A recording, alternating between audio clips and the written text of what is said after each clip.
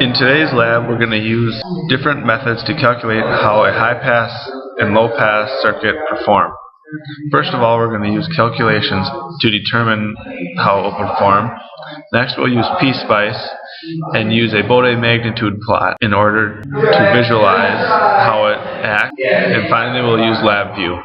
In LabVIEW, we'll have it make a chart with a time domain, make a Nyquist plot, which will show the relationship between magnitude and the phase of the input and output voltages.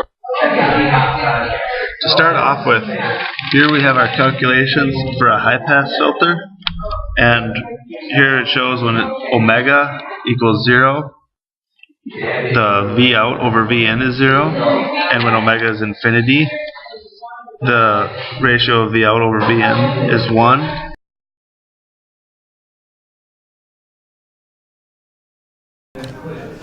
So here's our LabVIEW for our passive filter. We'll start with 96 times around the loop. It's not quite 100 because when you divide 96 by 20, it will give you just less than 5, which is good because our DAC can only produce 5 volts.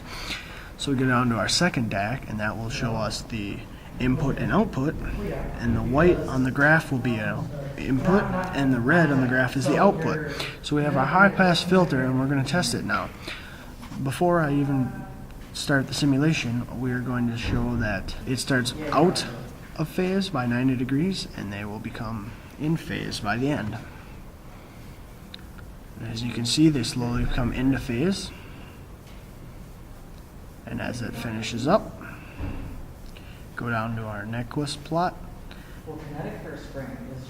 and it shows that we start going vertically with 90 degrees, slowly going down and into 0. So the phase is 0 and they were in sync with each other. Now the magnitude is shown here also. You start with very low and comes to the magnitude of 1, which is good. And now if you wanted a low pass filter, it would just be flip-flop. You would start in phase on the graph up here and slowly become out of phase, and your Nyquist plot would look like this. It'd be a mirrored reflection across the real axis. Here's our PSpice for our passive filter.